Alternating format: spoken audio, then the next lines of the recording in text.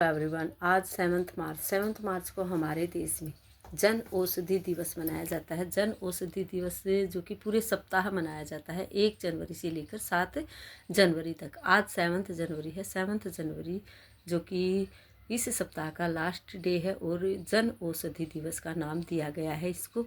जन औषधि जो कि जनता के लिए दवाइयाँ, यह योजना हमारे देश के प्रधानमंत्री नरेंद्र मोदी जी द्वारा चलाई गई थी 2008 में इस दिवस की स्थापना की गई थी, इस योजना की स्थापना की गई थी और तब से लेकर हर साल यह जन औषधि दिवस मनाया जाता है, बल्कि जन औषधि सप्ताह मनाया जाता है और लास्ट में जन औषधि दिवस 7 मार्च को मनाया जाता है, जिसका मुख्य उद्देश्य लोगों को जागरूक करना, लोगों को बताना कि जो ब्रांडेड दवाइयाँ हैं वही दवाइयाँ कम दामों पर मिलती हैं, जो कि जनता के लिए बनाई गई हैं, जो गरीब लोगों के लिए बनाई गई हैं, जिनकी जो ब्रांडेड दवाइयाँ इस्तेमाल नहीं कर पाते हैं वही दवाइयाँ हैं, वो दवाइयाँ वही काम करती हैं, लेकिन वो जेनेरिक होती हैं जो कि सस्ते दाम पर मिलती हैं। दवाइयाँ वही हैं, वही असर करती हैं, वही काम करती हैं, लेकिन वो कुछ ऐसी कंपनियों द्वारा बनाई जाती हैं जो कि अपना प्रोडक्ट कम दामों पर बेचती हैं, कम दामों पर करते हैं, क्योंकि उन्हें ज़्यादा इसकी पहचान करवाने की ज़रूरत नहीं होती, वो ज़्यादा खर्चा नहीं लगाते हैं इन दवाइयों पर, इसलिए वो कम दामों पर इन दवाइयों को बेचते हैं और इसे हमारे देश के प्रधानमंत्री द्वारा लागू किया गया है जन औषधि दिवस के रूप में। जन औषधि जो जनता के लिए औषधि कम दामों पर मिलती है।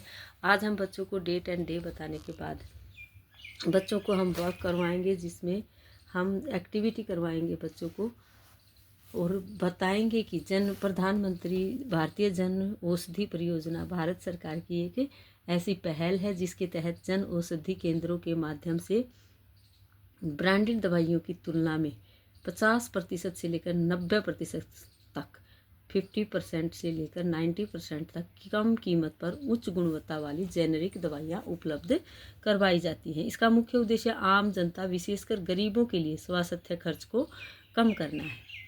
सस्ती जेनेरिक दवाइयाँ, ये दवाइयाँ महंगी ब्रांडेड दवाइयों के बराबर असरदार और उच्च गुणवत्ता वाली होती हैं, लेकिन इनकी कीमत बहुत कम होती है। दवाओं की उपलब्धता, इन केंद्रों पर 2000 से अधिक प्रकार की दवाइयाँ और 300 से अधिक सर्जिकल उपकरण उपलब्ध है।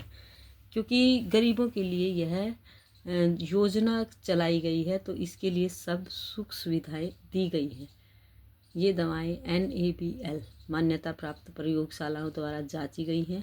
इन दवाइयों में कोई भी कमी नहीं है, ये ब्रांडेड दवाइयों की तरह ही हैं। लोगों को जागरूक करना, बताना कि इस तरह की दवाइयां हैं जो सस्ते दामों पर मिलती हैं, लेकिन उन दवाइयों में कोई कमी नहीं है। अब तक देश में 14,000 से अधिक केंद्र कार्यरत हैं। महंगे इलाज की समस्या को दूर करना आज के दिन का मुख्य उद्देश्य है और जेनेरिक दवाइयों के प्रति लोगों में जागरूकता बढ़ाना कि वो दवाइयाँ भी वही असर दिखाती हैं जो ब्रांडेड दवाइयाँ दिखाती हैं। आज हम बच्चों को वर्क करवाएंगे, जिसमें एक्टिविटी करवाएंगे। एक्टिविटी में हम बच्चों को आज सवर करवा रहे हैं, तो सवर में हम बच्चों के लिए इस तरह से औषधि बताएंगे, जो हम कोई भी पुरानी दवाइयाँ लेंगे, जिसमें इस तरह से बच्चों को इसके साथ एक्टिविटी करवाएंगे ताकि बच्चों को पता चले कि इन्हें औषधि, इन्हें मेडिसिन, इन्हें दवाई कहा जाता है। नर्सरी क्लास के बच्चे हैं तो नर्सरी क्लास के बच्चों को हम सबसे पहले इसको रखेंगे ऐसे अनार के ऊपर। अब दूसरे बच्चे को बुलाएंगे। अनार के बाद क्या आता है? आ से आम। तो बच्चा अब इन सभी स्वरों में से आ से आम को पहचानेगा और उस दवाई को आ से आम के ऊपर ले जाकर छोड़ेगा।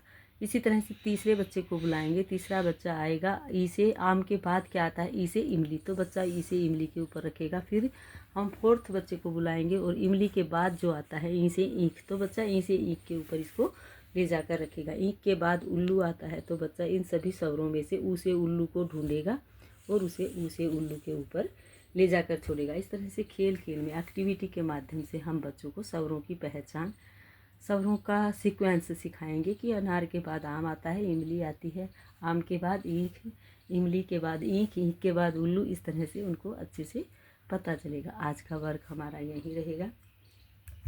Thank you. Have a nice day.